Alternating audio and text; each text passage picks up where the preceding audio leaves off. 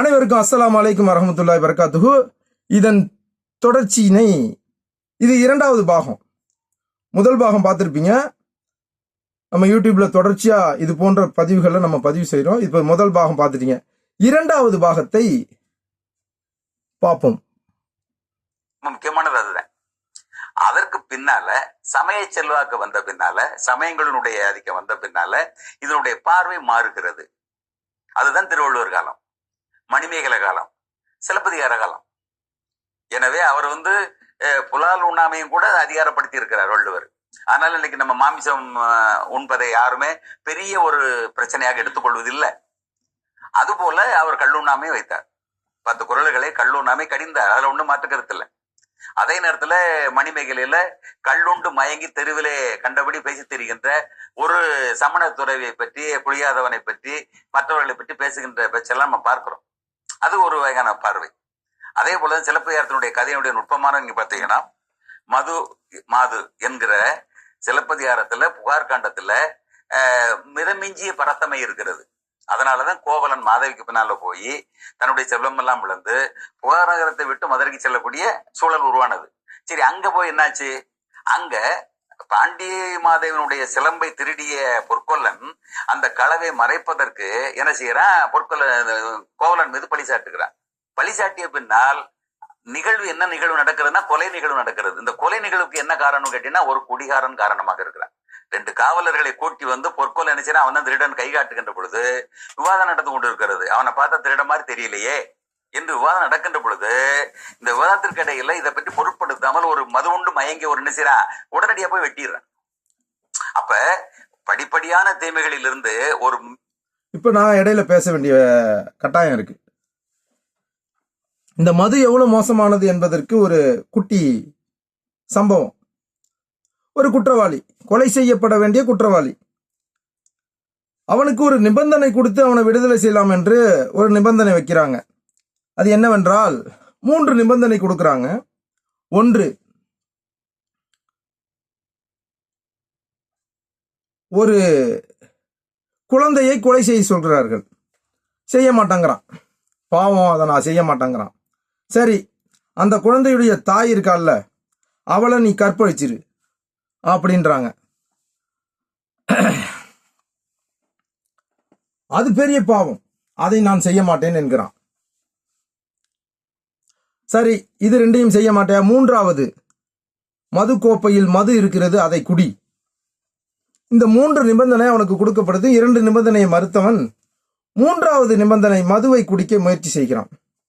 அதுவும் என்ன சொல்றான்? இந்த மது நான் தானே, எனக்கு தானே கேடு, நான் குடிக்கிறேன் என்று மதுவை எடுத்து குடிச்சிடறான். இந்த 3வது நிபந்தனையை குடிச்சிட்டு விடுதலை செய்வாங்கன்னு சொல்லிட்டு தான் குடிக்க முன் வரான். குடித்தவுடன் போதை தலைக்கு ஏறி போதையில் பெண்ணை பார்க்கிறான். அவனுக்கு காமம் வேலை செய்கிறது. உடனே அந்த பெண்ணை கற்பழிக்க போறான். அந்த பெண் அவனிடமிருந்து தப்புவதற்காக அவனை அடிக்கிறாள், உதைக்கிறாள். ஆனால் விடவில்லை. அவளை கற்பழிக்க முயற்சி செய்யும் போது அந்த குழந்தை அவனை அடிக்க வருது. உடனே அந்த குழந்தை கழுத்தை பிடிச்சி நெரிச்சு கொன்னுறான். அந்த பெண்ணையும் கற்பழிச்சிடறான். 3 நிபந்தனையை செய்ய சொன்னதற்கு 2 நிபந்தனையை செய்ய மாட்டேன் என்று சொன்னவன் 3வது நிபந்தனையாக மதுவை குடித்த பிறகு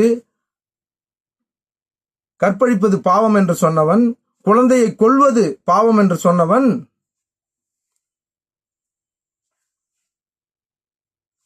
அந்த 2ஐயும் செய்து விட்டான். மது எவ்வளவு மோசமானது என்பதை விளங்கி கொண்டீர்களா? டாஸ்மார்க் நமக்கு தேவையா? கல்லு குடிச்சா அதிகபட்சம் 1 லிட்டருக்கு மேல நீங்க குடிக்க முடியாது. அதிகபட்சமா நீங்க 2 லிட்டர் குடிச்சாலும் சரி, போதை தலைக்கு ஏறாது. இந்த மாதிரியான வேலை செய்யாது கல்லு. அது இயற்கையா கிடைக்கக்கூடிய ஒரு பானமா இருக்குது. அது எப்படி ஹராம் ஆகும் அப்படின்னு கேட்டா, சுண்ணாம்பை கலக்கும் போது ஹராம் ஆகுது சொல்றாங்க. சுண்ணாம்பு கலந்து விட்டா போதை தருது. அப்ப அதை குடிக்காத, பதநீர் குடி, குடும்பத்தோட உட்காந்து குடி. என்ன தப்பு இருக்கு? அதுல போதை இல்லையே, அது உடலுக்கு நல்லது தானே. இன்னும் என்ன சொல்றாரு கேட்போம்.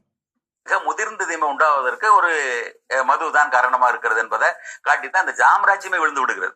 அந்த அடிப்படையில் நம்ம பார்க்கிறோம். இதையெல்லாம் நம்ம உலகளவில் பார்க்கின்ற பொழுது இங்கே நமக்கு ஏன் இது ஒரு பெரிய சிக்கலாக மாறுகிறது என்று வருகின்ற பொழுதுதான் இந்த கேள்விக்கு நம்ம விடை காண வேண்டியிருக்கு. அதுதான் எங்க முக்கியமானது. ஏன்னா அந்த போதை தருகின்ற மது கள்ளு என்று வருகின்ற வரலாற்றிலே இப்படியெல்லாம் கடந்து பார்க்கின்ற பொழுது இன்னைக்கு முற்றிலும் மாறானதாக இருக்கிறது என்பதை பார்க்கிறோம்.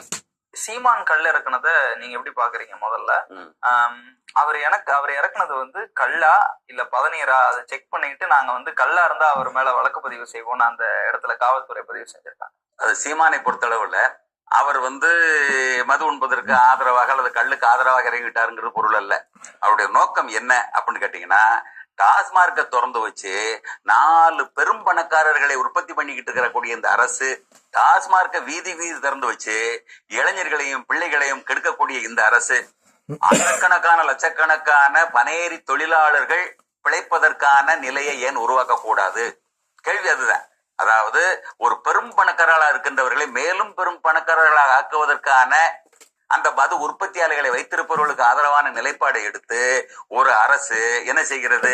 மதுவை வீதியெல்லாம் திறந்து விடுகிறது. அப்ப அதுல இல்லாத தீமையா இந்த கல்லில் வந்து விடும் என்கிற கேள்வி நல்லா புரிஞ்சுக்கிறணும். அவருடைய கேள்வியினுடைய நியாயம் இதுதான்.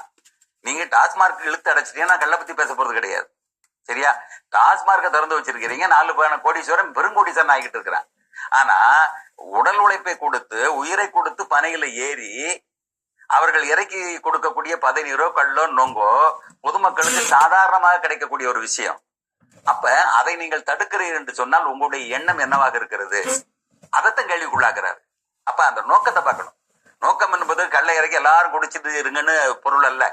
இந்த பெருந்தீமைக்கு இது சாதாரணமானது தானே, இதை ஏன் நீங்க தடுக்கிறீங்க என்கிற கேள்வியில எழுந்த அந்த கோபம் தான் அந்த செயல்பாட்டுக்கான காரணம். அப்படித்தான் நம்ம அதை பார்க்கணும் இல்லையா? காவல்துறை நாங்க அதை உறுதிப்படுத்திட்டு அவர் கல்லுதான் இறக்குனாருன்னு உறுதிப்படுத்த இதன் தொடர்ச்சியினை அடுத்தது பார்ப்போம்.